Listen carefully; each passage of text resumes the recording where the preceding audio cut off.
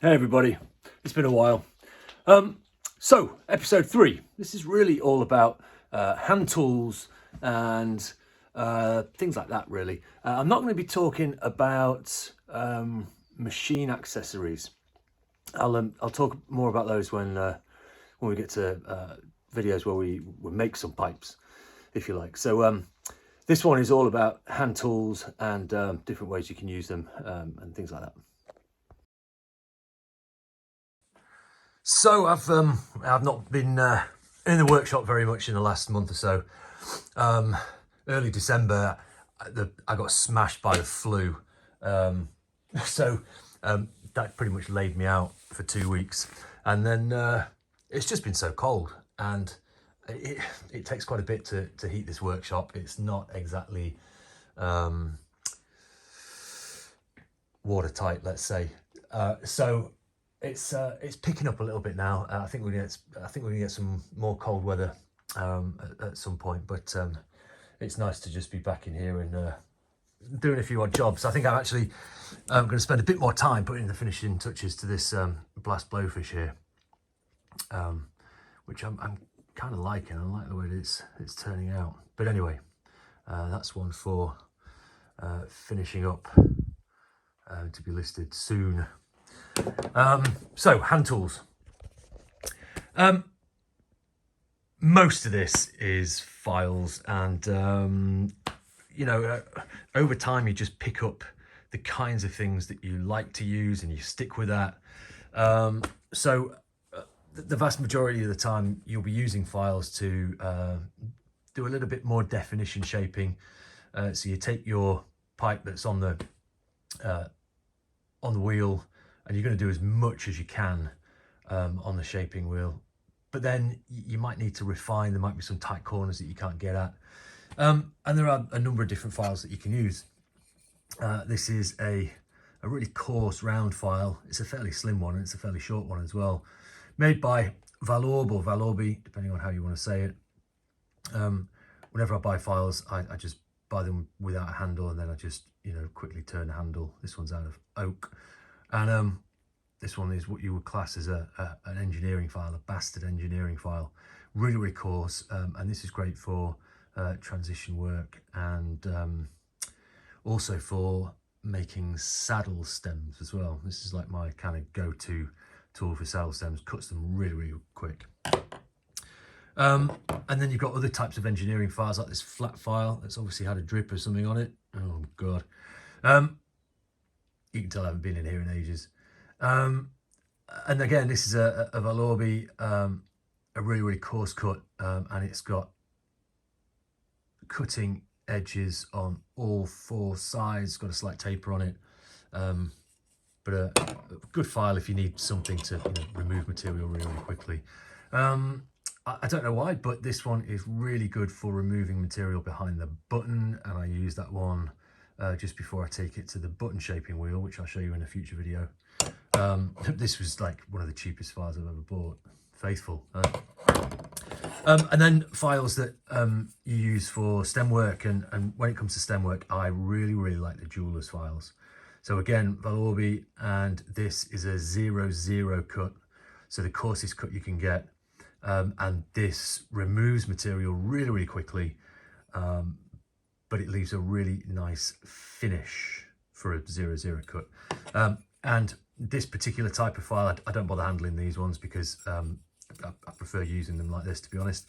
I have a 00, I have a 0, a 1, 2, 3, 4, and the number 4 cut is super fine. So I usually go through stems with those different grades of file, and then sometimes I might skip a few, and then it's straight into something like 324 100 grit paper. I'll talk about sandpaper in a minute.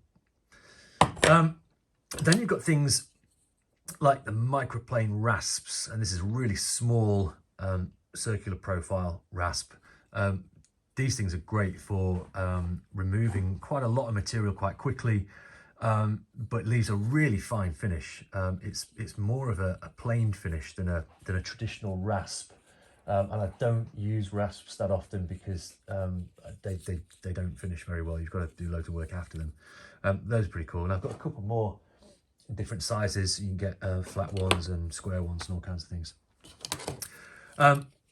Calipers are an absolute must. I've got several pairs of calipers lying around the workshop at different stations. Check diameters and thicknesses.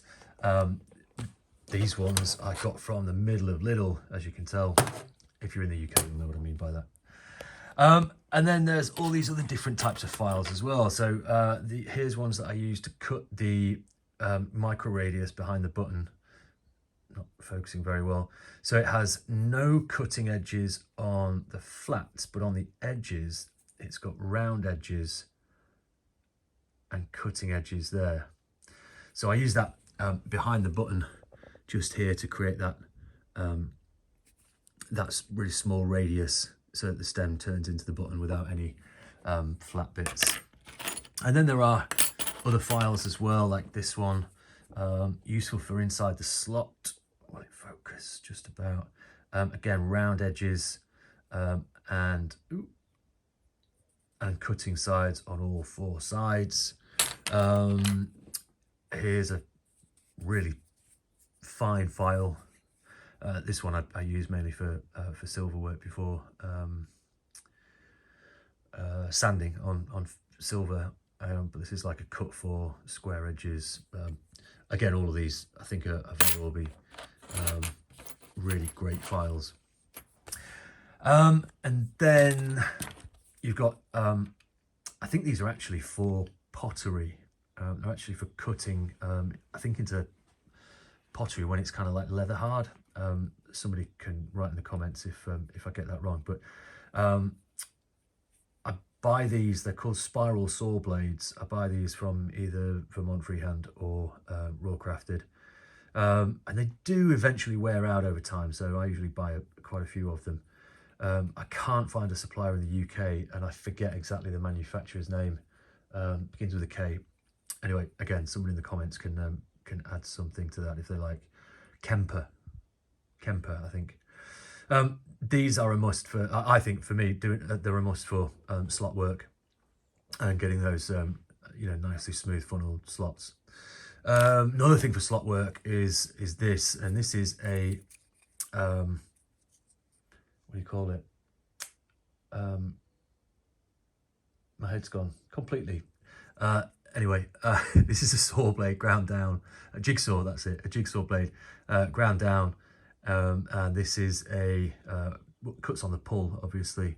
And this is what I use to kind of hollow out the slot and get it all nice and flat before going in to curve the profile with the spiral saw blade. This ensures that I've got a nice straight line in that funneling work. A little 1000 grit diamond file that I use in the slots as well. That's really useful. Sometimes you can put these in a rotary tool, but they bend really easily. So if you manage to bend one, they'll just snap in a rotary tool. So you've got to be careful with them. This is my great grandfather's old pipe knife. This would have been a pruning knife, so it would have come to a point. And he was a blacksmith, so he would have just ground this down, curved it. This is what he used to use to ream pipes. Now, I'm far too careless to be using this to ream pipes, so this is what I use for scraping stems, and I've got it nice and sharp, and this ensures that I can remove all the file marks before going to the sanding, which I think helps with the finish. Then you've got tools like this. This is a homemade tool. So on this end, I've got a 6.2mm piece of Delrin, and this is just machined flat aluminium. And putting a bit of sandpaper on here, probably from about 240, 320, 400 grit. This is what you can use if you have a little bit of a gap between your shank face and your stem face, or if you want, using this to really get a nice kind of contrast finish on the shank face itself. On this side, I've got a standard kind of 8mm. And the reason I do that is because I use reamers, chucking reamers to create basically the same sizes for mortises every single time. So I've actually just changed my smallest one, which I think is about 6.4 mil now. But then I use either an 8 mil or a 10 mil reamer, depending on how big a mortise I need. And that means that all of these tools are, you know, kind of appropriate on every pipe. So useful to invest in making your own tools like this. Of course, you need a metal lathe if you want to make it out of aluminium. I do make some things out of oak. I just buy like big dowels of oak, and it's really useful material because you can use it as sacrificial pieces and, you know, glue chucks and all kinds of things. But this is just a chamber sanding arbor. So machine it down to the kind of profile of a tobacco chamber, cut a slot in it, and then you can put your sandpaper in and accurately sand your chambers. Because this wood moves with the temperature and the changing humidity, it's not really suitable for chucking, and I have just started creating some of these, I suppose you'd call them a sanding reamer, or a mandrel in aluminium, but I haven't finished those yet, so I can't show you. Another thing that's really, really useful are some sanding pads. And whilst I don't drink wine anymore, because it doesn't agree with me anymore, I saved a load of corks, and these are just sanded down corks into different profiles to help sand in intricate areas, particularly around transitions and things like that. Then you've got carving knives. These flex cut ones are awesome. You can see little spots of rust on everything just because it's been winter and cold and wet and horrid. And these I find absolutely invaluable when cutting the shank side of a bulldog or a Rhodesian. These allow you to really get in there and get a really sharp transition, which my sanding wheel, for lots of different reasons, just can't get into, not accurately and not as carefully as this. And you can remove quite a bit of material at once. It's not necessarily a slow process, but you do have to be careful about breakout with these. You can't just, you know, kind of go in and then scoop up. You will break the briar in doing so. Other homemade tools like this rusticating tool. So this is just loads of sharpened concrete nails, and they are super sharp, and they don't look particularly pretty. I made this one reasonably quickly. This is just a load of those nails and I think a little bit of brass in there and a load of epoxy holding them in.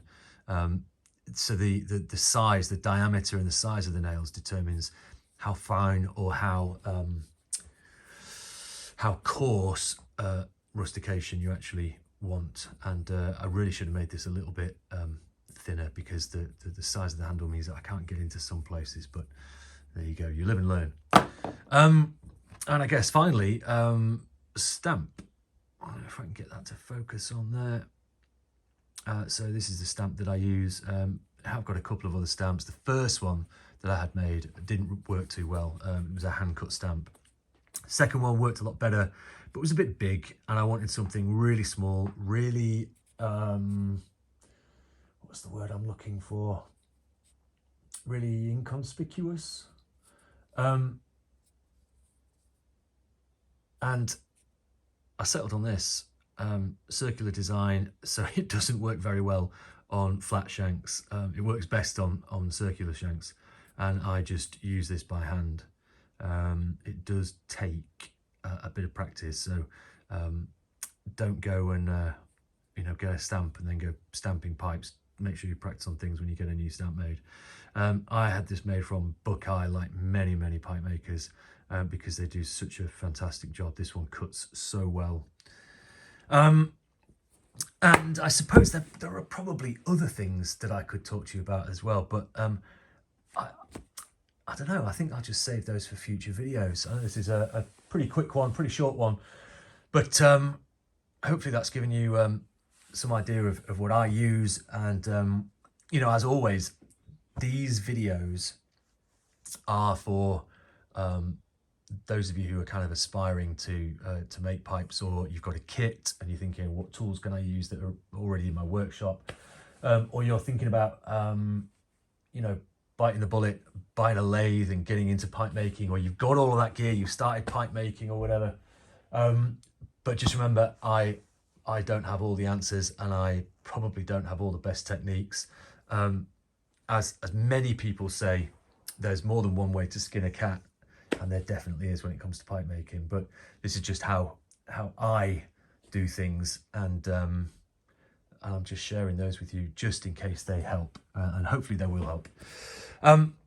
So that's it for now. I will see you in the next video,